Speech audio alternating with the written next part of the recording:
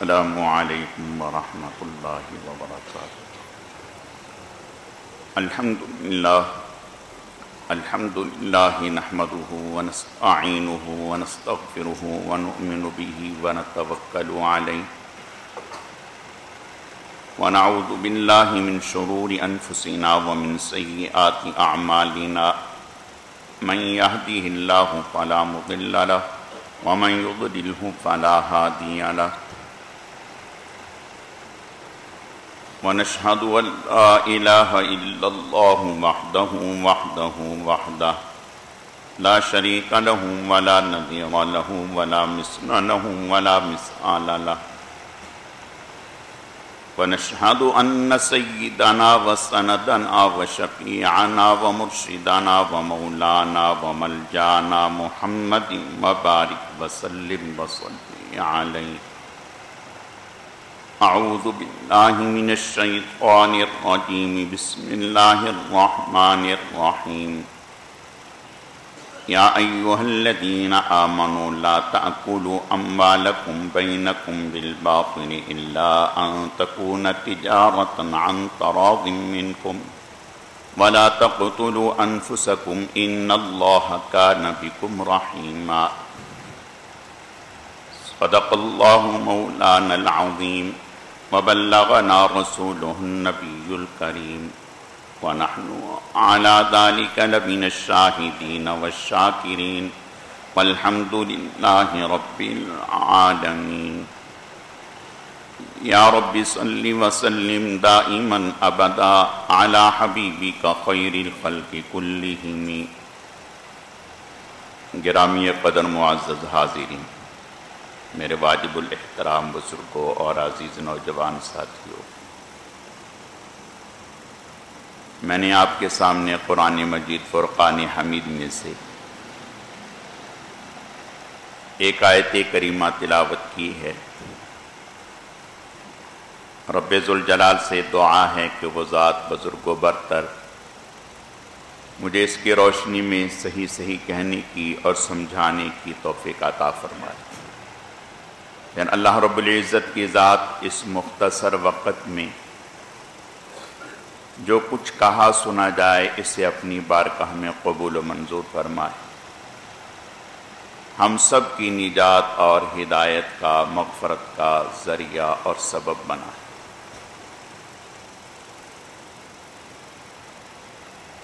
میری آج کی مختصر گزارشات کا موضوع اور عنوان دوسروں کا مال ناجائز طریقے سے حاصل کرنا یہ جہنم کی آگ ہے، اللہ تعالیٰ اس سے ہم سب کی حفاظت فرمائے۔ یہ عنوان ہے، اسی سے متعلق چند باتیں عرض کرنی ہیں۔ اللہ رب العزت صحیح کہنے کی، سمجھانے کی، سمجھنے کی، عمل کرنے کی توفیق عطا فرمائے۔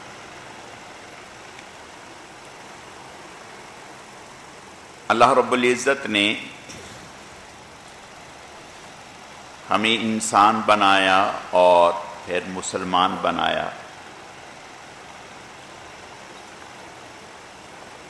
جب مسلمان بنایا، ایمان عطا کیا، تو ہمیں بتایا کہ تمہارا ایمان جو ہے وہ کس طرح سے ترقی کرے گا اور کس طرح سے کمزور ہوگا، اس میں نقصان واقع ہوگا۔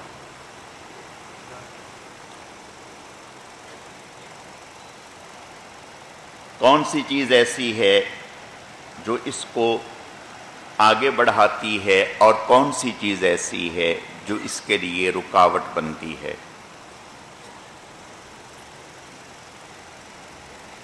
تو جو رکاوٹ بنتی ہے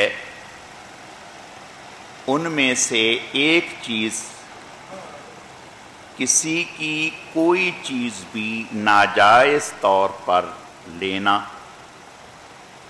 بغیر اس کی اجازت کے، بغیر اس کی خوش دلی کے، شریعت مطہرہ نے اس کو حرام قرار دے دیا، بلکہ آپ صلی اللہ علیہ وسلم نے ارشاد فرمایا کہ میرے آنکھوں کے سامنے وہ منظر ہے کہ جب مجمع موجود ہوگا، اولین و آخرین سبھی موجود ہوں گے، انبیاء ہوں گے، اس میں بہت سارے لوگ ایسے ہوں گے، کسی کے سر پر گھوڑا سوار ہے، کسی کے سر پر گائے رکھی، کسی کے سر پر بکری کا بچہ ہے، کسی کے سر پر مرغی ہے، کسی کی گردن کے ساتھ زمینیں لٹک رہی ہیں، اور بے شمار چیزیں ہیں، کسی کے سر پر سونا ہے، کسی کے سر پر چاندی ہے، کسی کے سر پر جوتے ہیں، کسی کے سر پر چپلیں ہیں، دنیا بھر کی چیزیں۔ اب اس وقت ان کی شرمندگی کیا ہوگی؟ وہ ہزار کوشش کریں گے کہ ان چیزوں کو ہم کہیں ادھر ادھر کر دیں، چھپا لیں، تو فرمایا چھپا نہیں سکیں گے۔ گھوڑا آواز نکال رہا ہوگا، گائے آواز نکال رہی ہوگی، بکری آواز نکال رہی ہوگی، اور یہ آپ نے ارشاد فرمایا کہ یہ مجھے پکارے گا، لیکن اس وقت میں اس کی کوئی مدد نہیں کر سکوں گا، اس لیے کہ اس کی چوری، اس کا گناہ، اس کا ظلم اور اس کی زیادتی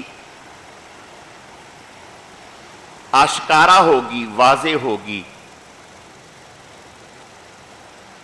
تو فرمایا کہ اس وقت اس کی کیا کیفیت ہوگی؟ اللہ تعالی ہم سب کی حفاظت فرمائے۔ آج تو انسان اپنی چوری کو، اپنے ناجائز کاموں کو بڑے طریقے سے چھپا لیتا ہے، دبا دیتا ہے، لے دے کے اس معاملے کو، کیس کو نیچے دبا دیتا ہے، فیصلہ اپنے حق میں لے لیتا ہے، گواہوں سے ساز باز کر لیتا ہے، جج سے بات چیت کر لیتا ہے، لیکن کل قیامت کے دن اللہ کی بارگاہ میں کیا ہوگا؟ وہاں تو کوئی راستہ نہیں ہوگا۔ آپ صلی اللہ علیہ وسلم نے ارشاد فرمایا کہ بعض دفعہ دو لوگ میرے پاس آتے ہیں اپنا فیصلہ لے کر، ان میں سے ایک ہوشیار، چلاک، چرب لسان ہوتا ہے، بات بنانا جانتا ہے، بات کرنا جانتا ہے، سچ کو جھوٹ، جھوٹ کو سچ اس کے لیے مشکل نہیں ہے، وہ کر دیتا ہے۔ اور ایک آدمی ہوتا ہے جو سادہ سیدھا ہوتا ہے، جو اپنی بات پورے طور پر پیش نہیں کر سکتا۔ آپ صلی اللہ علیہ وسلم نے ارشاد فرمایا کہ دیکھو، میں ایک انسان ہوں، اللہ کا نبی ہوں، مجھے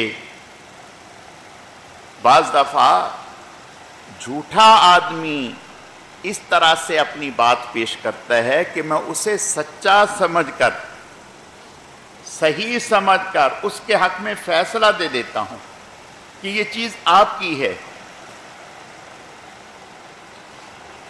آپ صلی اللہ علیہ وسلم نے ارشاد فرمایا کہ اگر وہ چیز اس کی نہیں تو وہ یہ نہ سمجھے کہ میرے فیصلہ دے دینے سے یہ چیز اب اس کی ہو گئی، اب اس کے لیے اس کا استعمال حلال ہو گیا۔ آپ نے فرمایا کہ وہ یاد رکھے وہ جہنم کی آگ ہے جو اپنے پیٹ میں بھر رہا ہے، میرے فیصلہ کرنے سے میرے فیصلہ دینے سے وہ حلال نہیں ہوگی، حلال نہیں ہوگی۔ جج ہے، وہ کچھ بھی فیصلہ دے سکتا ہے، صحیح بھی دے سکتا ہے، غلط بھی، سے انسان ہے۔ حضرت علی رضی اللہ تعالیٰ عنہ یہودی کے ساتھ زرہ کے بارے میں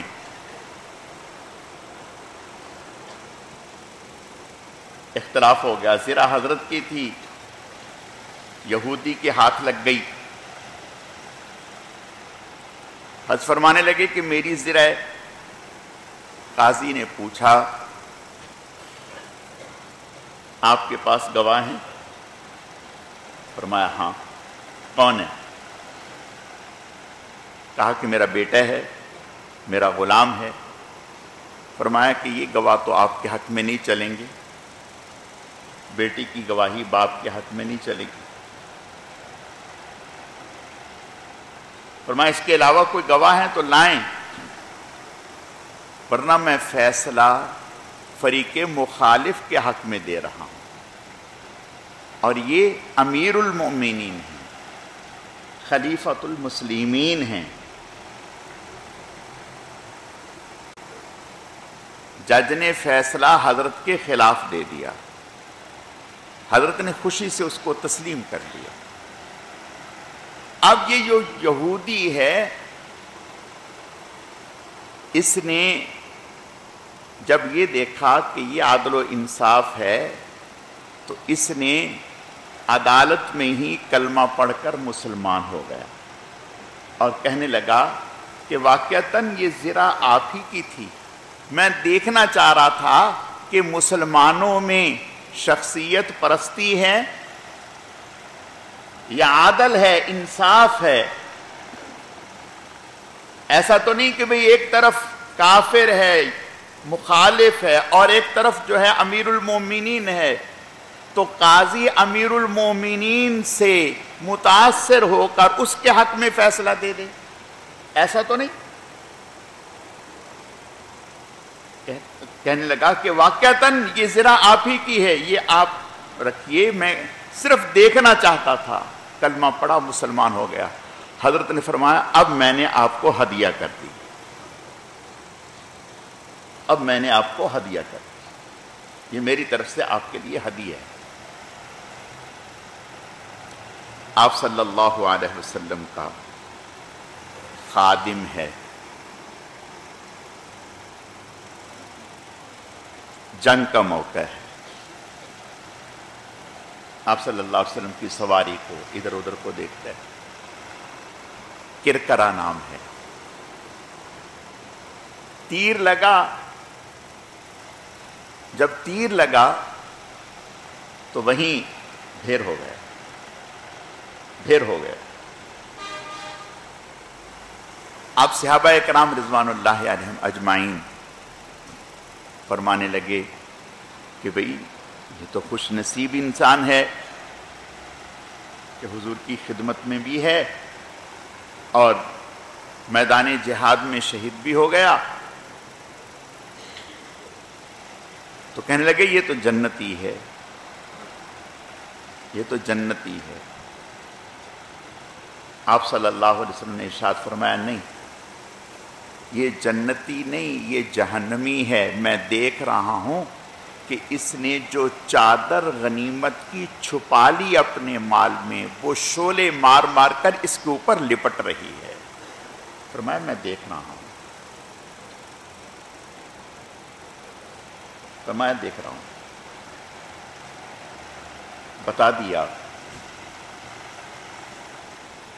ناجائز مال، حرام کا مال کسی بھی طریقے سے، کوئی بھی شکل ہو،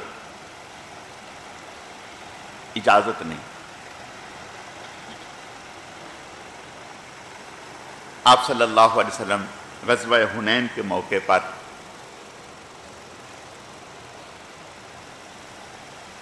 حنین کے لوگ، ان کے 6000 لوگ قیدی ہوئے مسلمانوں کے ہاتھ میں، 6000 لوگ، بچے عورتیں اور غنیمت میں بہت بڑی تعداد میں جانور بھی، بکریاں بھی، سونا بھی، چاندی بھی مسلمانوں کے ہاتھ آیا۔ آپ صلی اللہ علیہ وسلم ان کا انتظار کرتے رہے کہ شاید یہ آئیں گے۔ 15-20 دن انتظار کرنے کے بعد آپ صلی اللہ علیہ وسلم نے صحابہ اکرام میں غنیمت تقسیم فرما دی۔ جب غنیمت تقسیم فرما دی تو اب یہ لوگ وفد حضور صلی اللہ علیہ وسلم کی خدمت میں آیا اور آ کر کے آپ صلی اللہ علیہ وسلم کے سامنے اپنی درد اور اپنی تکلیف بیان کی۔ کہا کہ یا رسول اللہ صلی اللہ علیہ وسلم، ہم مسلمان ہو گئے، کلمہ پڑھ لیا، اور ہمارے اوپر جو تکلیف آئی ہے، جو مصیبت آئی ہے، وہ آپ کے سامنے ہے۔ اگر یہ مصیبت اور تکلیف دنیا کے بادشاہوں میں کسی بادشاہ کی طرف سے آئی ہوتی اور ہم جا کر ان سے بات کرتے تو وہ ہمیں خالی نہ لٹاتا، ہماری تکلیف کا ضرور ازالہ کرتا۔ یا رسول اللہ صلی اللہ علیہ وسلم، آپ تو اللہ کے نبی ہیں، اللہ کے رسول ہیں، اور پھر ادھر آپ کی پھپھیاں ہیں رضائی، آپ کے رضائی رشتہ دار ہیں، ہمارے اوپر ہمارا مال، ہماری جانور، ہمارے مرد عورتیں قیدی ہیں۔ یعنی ایسا اس نے بیان کیا۔ آپ صلی اللہ علیہ وسلم بہت متاثر ہوئے۔ آپ نے صحابہ کرام رضوان اللہ علیہم اجمعین سے فرمایا کہ دیکھو بھائی، ان سے یہ کہا کہ بھائی 2 میں سے 1 کر سکتے ہیں، آپ چاہیں تو قیدی لے لیں، ہم آپ کے قیدی چھوڑ دیتے ہیں، آپ چاہیں تو مال لے لیں، ہم آپ کا مال واپس کر دیتے ہیں۔ انہوں نے کہا یا رسول اللہ صلی اللہ علیہ وسلم، آپ ہمارے لوگ چھوڑ دیں، ہمارے مرد عورتیں قیدی چھوڑ دیں۔ آپ صلی اللہ علیہ وسلم نے صحابہ اکرام سے فرمایا دیکھو یہ تمہارے بھائی ہیں، مسلمان ہو گئے، کلمہ پڑھ لیا، اب ان کے اوپر یہ مصیبت آئی ہے، ان کے مرد بھی ہمارے پاس ہیں، عورتیں بھی ہمارے پاس ہیں، بچے بھی ہمارے پاس ہیں، ان کے جانور بھی ہمارے پاس ہیں، ان کا سونا چاندی بھی ہمارے پاس ہے۔ آپ نے فرمایا کہ بھائی ہم نے 2 میں سے 1 کا اختیار دیا تھا، انہوں نے قیدی لینا قبول کر لیا کہ ہمیں ہمارے قیدی واپس کر دیں، تو اب ہم نے ان کے قیدی واپس کرنے ہیں۔ اگرچہ یہ قیدی اب آپ کے ہیں، آپ کا حق ہے، شریعت نے آپ کو دیے ہے، اللہ نے آپ کو دیے ہے، میں آپ سے یہ درخواست کرتا ہوں جو اللہ کی رضا کے لیے خوشی سے اپنے قیدی چھوڑنا چاہے تو بہت اچھی بات ہے، اس کا بدلہ اللہ تعالیٰ دیں گے، اور اگر کوئی مال لینا چاہتے ہیں، چونکہ اس کا حق تھا، اس کو اللہ نے دے دیا تھا، کوئی مال لینا چاہتے ہیں تو میں اس کے ساتھ وعدہ کرتا ہوں میں انشاءاللہ اس کو مال دوں گا، اس کے بدلے میں اس کا حق نہیں رکھوں گا۔ مجمع بیٹھا ہوا تھا، سب نے کہا یا رسول اللہ صلی اللہ علیہ وسلم، ہم خوشی سے اس بات کی اجازت دیتے ہیں کہ ہم ان کے قیدی واپس کرتے ہیں، ہم ان کے قیدی واپس کرتے ہیں، ہم ان کے قیدی نہیں رکھتے۔ آپ نے ارشاد فرمایا نہیں، آپ نے ارشاد فرمایا تم اتنا بڑا مجمع ہے، مجھے کیا معلوم کہ کون دل سے کہہ رہا ہے اور کون دیکھا دیکھی دوسرے کے دباؤ میں آ کے کہہ رہا ہے، ایسے نہیں۔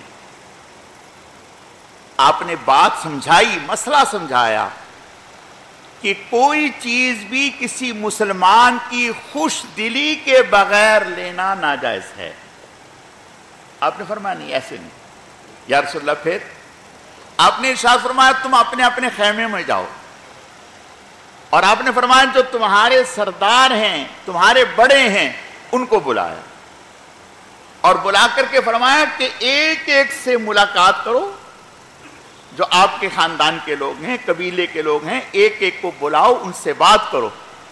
ان سے بات کر کے دیکھو میرے سامنے بیٹھے ہیں، شرما حضوری میں ایک دوسرے کو دیکھ کر کہہ دیا کہ میں نے معاف کر دیا، لیکن اندر میں دل میں یہ ہے کہ یہ ہمارے اوپر اچھی مصیبت آ گئی، اللہ نے ہمیں دیا تھا، اب ہم سے لیا جا رہا ہے. اوپر سے ایک دوسرے کو دیکھ کر وہ کیا کہے گا، وہ کیا کہے گا، معاف کر دیا. فرمایا ایسے نہیں، فرمایا ان کو لے جاؤ، ہر ایک سردار سے کہا اپنے خاندان کے، اپنے قبیلے کے ایک ایک فرد سے ملاقات کرو، اس کو بلاؤ، اگر وہ خوشی سے ایسا کرنا چاہے تو ٹھیک ہے، اور اگر مان لینا چاہے تو ہم دینے کے لیے تیار ہیں. چنانچہ یہ جتنے بھی سردار تھے اپنے لوگوں کو لے گئے، ایک ایک سے پوچھا، سب نے یہ کہا کہ یا رسول اللہ صلی اللہ علیہ وسلم ہم خوشی سے تیار ہیں، ہمیں کوئی اعتراض نہیں ہے، ہمیں کچھ نہیں چاہیے، ہم اللہ کے لیے آزاد کرتے ہیں. آپ صلی اللہ علیہ وسلم نے ہمیں یہ بات سمجھائی، مسئلہ سمجھایا کہ دباؤ میں آ کر کسی سے کوئی چیز لینا صحیح نہیں، ناجائز ہے. خیبر کے موقع پر ایک شخص آپ صلی اللہ علیہ وسلم کے ساتھ جہاد کر رہا ہے، آپ کے ساتھ ہے، کلمہ پڑھا ہے، جہاد آپ کے ساتھ کر رہا ہے، قتل ہو گیا، شہید ہو گیا. صحابہ اکرام رضوان اللہ علیہم اجمعین فرمانے لگے کہ یا رسول اللہ فلاں آدمی شہید ہو گیا، فلاں آدمی تو جنت میں چلا گیا، فلاں آدمی تو جنت میں چلا گیا. مسلم شریف کی روایت ہے، آپ صلی اللہ علیہ وسلم نے ارشاد فرمایا نہیں، میں دیکھ رہا ہوں کہ اس کے اوپر اس نے اس غنیمت میں سے ایک چادر چوری کی تھی جو اس کے اوپر شعلے بن کر کے لپٹی ہوئی ہے، میں جہنم میں اس کو دیکھ رہا ہوں. ایک اور شخص بالوں کی رسی یعنی بالوں کی رسی کیا ہوتی ہے وہ لے کر کے آیا.